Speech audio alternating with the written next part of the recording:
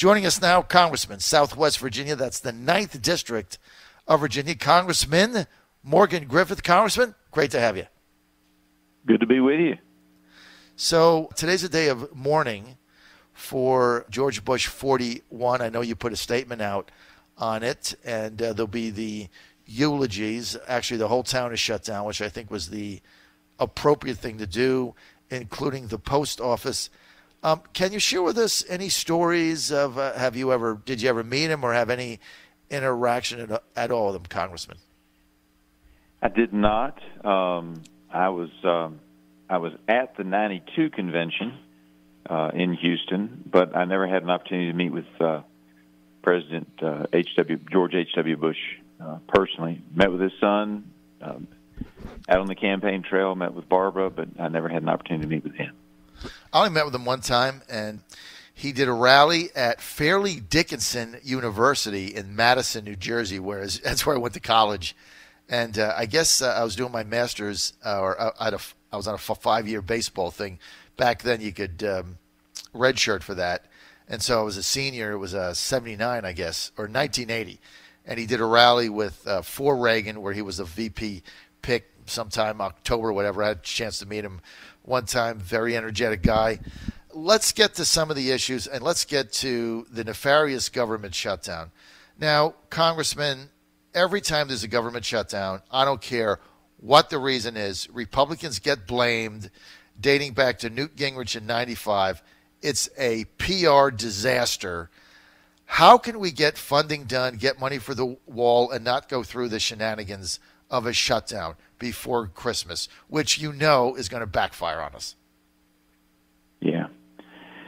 Well, and I'm worried about this 2-week CR as well, because that puts us right before Christmas, which makes it even worse. But, we've got to have the money for the wall, and at some point you have to say, you got to do it. And I don't think we're going to have a shutdown, but I think we'll get some money for the wall, and I think they're working on that behind the scenes. At least I hope so, because the American people want it. It's a large reason why they elected the president into office and why some of us got reelected. So Republicans still have a majority right now, right? Until in the lame duck session, you're still in the majority. I mean, it would seem, why can't you just pass the spending bill out of the House, get the $5 billion for the wall, send it to the Senate, and let them fight over it? Well, because we have a fair number of Republicans, many of whom are not coming back, who never supported the president on building the wall. And, I think there was a compromise available, but we had a hard time getting there. And in all fairness, we should have started working on it sooner instead of delaying last spring, and that took away some of our time. And then I think the first Goodlatte bill, although I voted for both Goodlatte 1 and Goodlatte 2, I think the first Goodlatte bill came very close to passing, which included wall money. And if we've gone back to the drawing board even up until last week, maybe even now, and taken the Goodlatte 1 bill and added in a couple of things to it, more visas for farm workers, that kind of thing, I think we could get to the votes to pass the bill. But and maybe that will yet happen, but it doesn't look like our leadership team is moving in that direction. Why? I don't know. I don't understand it, personally. I think it's the direction we ought to go in. Like I said, I thought there were some good things in Goodlatte 2. They got fewer votes. A lot of things were put in there to try to make the moderates happier, but there were also some really interesting things in Goodlatte 2 that were good. Long-term, we planted a lot of seeds like merit-based entry or citizenship into this country, as opposed to just a willy-nilly process. A lifting of the caps on the countries, which you talk about discrimination, we are heavily discriminating against people from Asia, particularly the Indian subcontinent. They are having to wait 30, 40 years, according to what some of the folks were saying, before even when we want them and we give them green cards, they can't become citizens because we have a quota on a certain number of Asians coming into the country. And I think that's wrong. Goodlatte 2 lifted that cap and also allowed, it was going to do DACA, but it let these kids who come over with their parents who, their parents may be PhDs or doctors or something like that we want in this country, and they bring their kids with them. And their kids are in the same boat as the DACA kids, except for one thing. They came here legally. They arrived legally. They didn't break the law to get here. And then when they turn 18, they're not eligible to come into our country. That doesn't make sense. If we're going to let the DACA kids in, you got to let these kids in as well. And Goodlet, too, had that. So I think there's a compromise available out there, but for some reason we're not, having everybody in backroom meetings for long hours. And hopefully that's happening, but I haven't seen any signs of it. We're with Republican Congressman Morgan Griffith. He represents the 9th District of Virginia, which is the Southwest Virginia area, which goes basically from Roanoke through Salem all the way to the end of the state down by Tennessee. Can't go any further than that. By the way, Congressman, I'm taking my son to visit Radford University, which is right in your district there in a couple of weeks, just after the holidays in January, where he's got a baseball workout there. So as we go there, I'm going to take him to that coffee shop that we always meet to in Salem, which is one of the, it's like, that place is like a classic. What is the name of it again? I got to write it down. Mill Mountain Coffee. Mill Mountain Coffee. And Mill Mountain Coffee and Tea right there. I was there yesterday. And of course, Radford's a great school. And they've been having some success athletically, as you know. Although they lost to JMU yesterday, yes, they've knocked off 2 top 25 teams this year in basketball. I know they are. It's interesting. My son, who's a left-handed pitcher in high school, has a lot of options, a lot of colleges looking at him.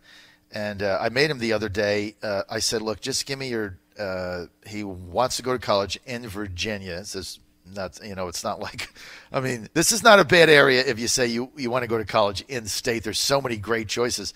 But I said, look, give me your top 5 or 6. Just rank them so that I know, so that I know where to put our efforts. And Radford was number 1. I'm like, why Radford? And apparently he met the baseball coach somewhere and the pitching coach. And so that's how, the minds work. But he put Radford as number 1. And I was only there one time, and that was when I emceed a rally for Trump back during the primary before Super Tuesday in like March or something of 2016. I got the chance to spend the day there. Great college, beautiful campus, beautiful baseball stadium. So anyway, I'll be there in a couple weeks after the holidays. Congressman, the frustration about what we're doing with the funding, I think, bubbling over. A lot of us that support the president just don't understand why we can't get this out of the House. So you're going to have another 2-week CR, continuing resolution. Then what? Like, what is? And I kind of get it. You can't get anything done now with the memorial for GH41. But what happens after that?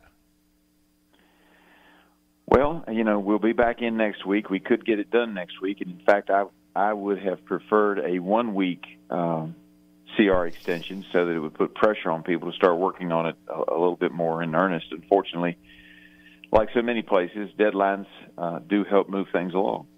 And but I think that, we can get it done if the will is there and if we dig our heels in. That we can get a lot of good things done. We've got a farm bill to do. That's got some issues too, because the Senate has taken out the work requirements for able-bodied individuals to get food stamps, and work requirements can include retraining. It can include just looking for work. It can include community service. So it's not like we're trying to be punitive to anybody, but we want to help people. The job market is great. Let's get them up off the couch.